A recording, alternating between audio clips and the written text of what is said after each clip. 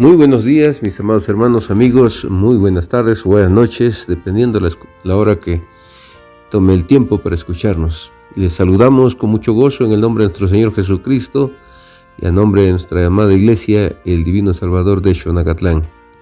Quiero invitarles a dar gracias, por favor.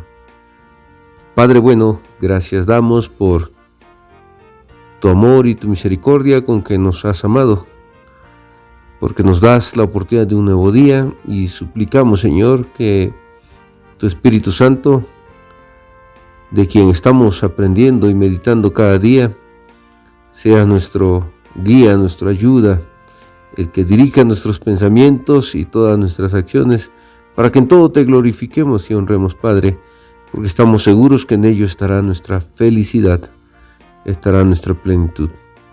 Así pues, Señor, suplicamos que nos guíes y nos ayudes a hacer tu voluntad, que sea de bendición para muchos, que nuestra vida pueda servir para bendecir el corazón de otras personas. Lo rogamos en el nombre de nuestro Señor Jesucristo. Amén. Amigos, estamos, hermanos, estudiando la tercera persona de la Trinidad y hemos venido desarrollando la obra del Espíritu Santo en el libro de Hechos. El día de ayer hablamos sobre cómo el Espíritu Divino guió la obra misionera.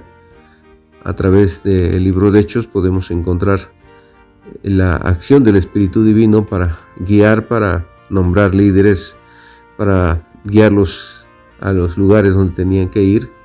Así que Pentecostés entonces no fue una mera alucinación como pensaban aquellos varones que habían escuchado la predicación en sus propias lenguas que decían que estaban borrachos. No, Pentecostés fue una señal que se dio al pueblo de la presencia del Dios vivo y verdadero derramado en el corazón de la iglesia. Así que las lenguas y el fuego que se distribuyó, esas lenguas de fuego que hubieron en la cabeza de cada uno, y las lenguas que se hablaron, no eran otra cosa más que la evidencia de que este Espíritu, el Espíritu de Dios, estaba con el creyente individual como también con toda la iglesia. Los dones y poderes del Espíritu, que eran nuevos en la experiencia humana, vinieron a manifestarse en la iglesia, que testificaba en términos de comunión, adoración, obediencia, gozo y unidad, como nos los declara Hechos 2, 42 al 47. La Escritura dice: y perseveraban en la doctrina de los apóstoles, en la comunión unos con otros, en el partimiento del pan y en las oraciones. Y sobrevino temor a toda persona, y muchas maravillas y señales eran hechas por los apóstoles. Todos los que habían creído estaban juntos y tenían en común todas las cosas, y vendían sus propiedades y sus bienes, y los repartían a todos según la necesidad de cada uno. Y perseverando unánimes cada día en el templo, compartiendo el pan en las casas, comían juntos con alegría y sencillez de corazón, alabando a Dios y teniendo favor con todo el pueblo. Y el Señor añadía cada día a la iglesia los que habían de ser salvos. Por estos textos bíblicos nos damos cuenta que la nueva iglesia, la naciente iglesia, tenía estas experiencias que resultaban nuevas para ellos, y esto no se puede atribuir a voluntad de hombres, sino a la acción directa del Espíritu Santo, que se reflejaba en la comunión que ellos tenían, la adoración, la obediencia, gozo y unidad. Pues mis hermanos, esto es parte de lo que el libro de Hechos nos revela sobre el Espíritu Divino. Ahora que iniciamos este día, también un estudio de la obra del Espíritu Santo en las epístolas del apóstol San Pablo. La enseñanza de Pablo en cuanto al Espíritu es tan rica que demanda una selección, así que nos enfocaremos solo en algunas cosas y haremos un pequeño bosquejo de lo que Pablo nos presenta sobre la acción del Espíritu Divino. En primer lugar, para Pablo, uno no puede ser cristiano sin recibir el Espíritu Santo. Gálatas 3:2, vamos a ver. Dice Pablo: esto solo quiero saber de vosotros. ¿Recibisteis el Espíritu por las obras de la ley o por el oír con fe? Así que para Pablo, no se puede ser cristiano sin antes haber recibido el Espíritu Divino. Tener el Espíritu de Cristo es pertenecerle a Cristo, como también lo declara Pablo en Romanos 8:9. Dice Pablo: mas vosotros no vivís según la carne, sino según el Espíritu, si es que el Espíritu de Dios mora en vosotros, y si alguno no tiene el Espíritu de Cristo, no es de él. Estas afirmaciones son categóricas y dan forma a la doctrina de la regeneración, que es obra exclusiva del Espíritu Divino. Nadie puede nacer de nuevo si no es por el Espíritu, y nadie puede llamar a Cristo Señor si no es por el Espíritu. Así que tener el Espíritu de Cristo significa pertenecerle a Él. Nacer de nuevo, ser cristiano, significa recibir el Espíritu Divino, como hemos visto. La vida cristiana es una vida en el Espíritu Santo desde la perspectiva paulina. Vayamos a Gálatas 5:16. Pablo nos dice: digo pues, andad en el Espíritu y no satisfagáis los deseos de la carne. Así que la vida cristiana es una vida centrada en el Espíritu Divino más que en la carne. Ahora, las características son el resultado de la cautividad del Espíritu dentro del cristiano. O sea, que la vida centrada en el Espíritu, la vida cautiva al Espíritu Divino, a Cristo, tiene frutos, como nos dice Gálatas 5:22. Mas el fruto del Espíritu es amor, gozo, paz, paciencia, benignidad, bondad, fe, mansedumbre, templanza. Contra tales cosas no hay ley. Hay una vida que está centrada en el Espíritu y hay frutos que son evidencia de que estamos siendo gobernados por el Espíritu, que estamos cautivos al Espíritu Divino, y son los frutos. Aquí quiero hacer una pausa para meditar en esto, hermanos, que es tan importante, dado que existen nuevos movimientos el día de hoy y mucha gente se confunde.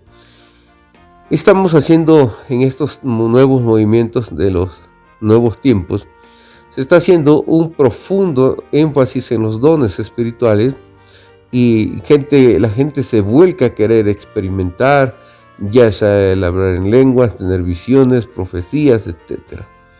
Mucha gente quiere experimentar esto que se llama experiencia del Espíritu Santo o bautismo del Espíritu Divino.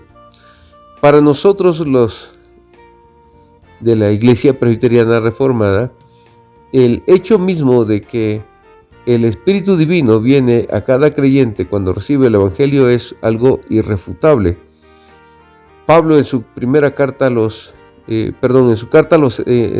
Efesios, en el capítulo 1, versos 13 y 14, dice lo siguiente: en él también vosotros, habiendo oído la palabra de verdad, el evangelio de vuestra salvación, y habiendo creído en él, fuiste sellados con el Espíritu Santo de la promesa. Bueno, Pablo está diciendo que todo creyente lo es porque el Espíritu primero ha venido a su vida, le ha regenerado y le ha capacitado para poder responder a la fe, que es un don de Dios. De otra manera, nadie podría responder. Y Pablo está afirmando entonces que todo creyente recibe el Espíritu Divino desde la conversión, porque es regenerado, sellado como propiedad exclusiva de Dios, como una vida nueva, auténtica. Y esa vida nueva, auténtica, se va a dar a conocer por los frutos del Espíritu. El fruto del Espíritu, dice el texto sagrado, que es amor, gozo, paz, paciencia, benignidad, bondad, fe y mansedumbre.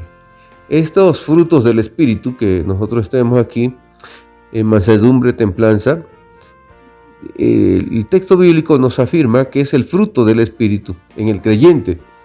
Pablo ha hecho una contraposición entre el fruto de la carne y ahora nos habla del fruto del Espíritu. Y este es el resultado del Espíritu en la vida de un creyente. Así que Esta es la meta final que debe de buscar todo creyente, que el fruto del Espíritu sea manifestado en su vida todos los días.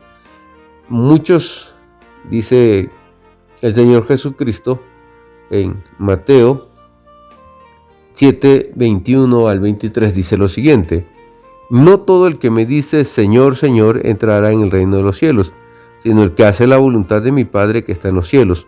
Muchos me dirán en aquel día: Señor, Señor, ¿no profetizamos en tu nombre, y en tu nombre echamos fuera demonios, y en tu nombre hicimos muchos milagros? Y entonces les declararé: nunca os conocí, apartados de mí, hacedores de maldad. Es importante darnos cuenta que los dones no son una garantía, una manifestación externa no es una garantía, sino que más bien el fruto del Espíritu es la evidencia irrefutable de que el Espíritu de Dios mora en nosotros y gobierna nuestras vidas. El amor, el gozo, la paz, la paciencia, la benignidad, la bondad, la fe, la mansedumbre y la templanza. Esto es el fruto del Espíritu. El Espíritu Divino, llenando el corazón de una persona, se ha de manifestar de esta manera. Tengamos cuidado de caer en el énfasis excesivo de manifestaciones externas y descuidemos por completo la obra interna y poderosa del Espíritu que hace que una persona pueda en su vida experimentar el gozo, el amor, el gozo, la paz, la paciencia, la benignidad, la bondad, la fe, la mansedumbre y la templanza. Entonces, estos son el fruto del Espíritu y es lo más claro que puede dar evidencias en la vida de un creyente de que es un nacido de nuevo, que es un hijo de Dios y le pertenece a Él.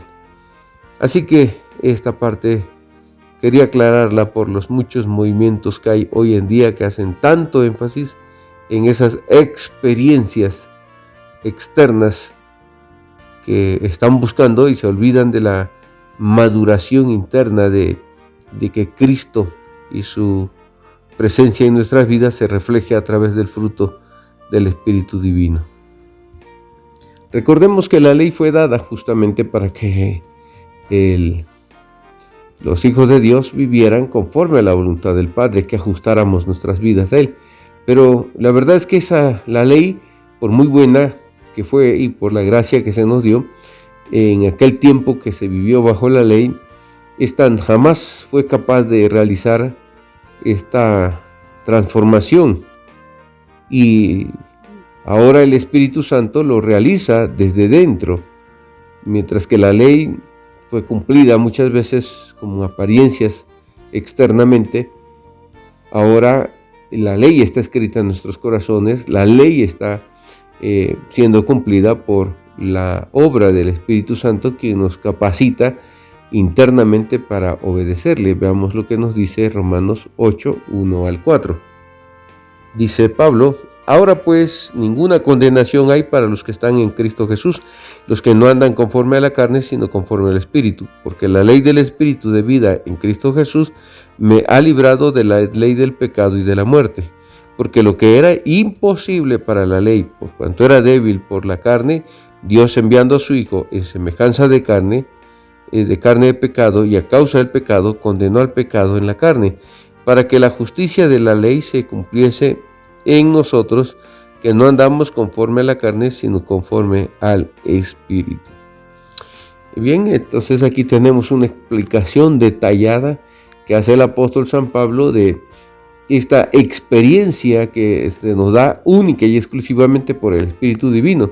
En la carne nosotros no podíamos, ni la ley, ayudarnos a ser nuevas personas apegadas a la ley del Padre. Ahora el Espíritu Santo nos regenera y el Espíritu Santo mismo nos capacita por el fruto del Espíritu a hacer aquello que nos era imposible en nuestra carne.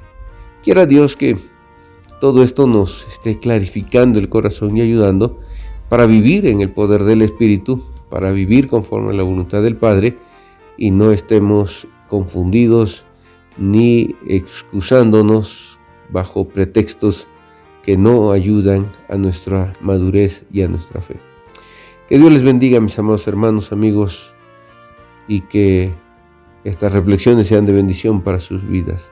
Si el Señor lo permite, mañana continuamos con nuestras reflexiones.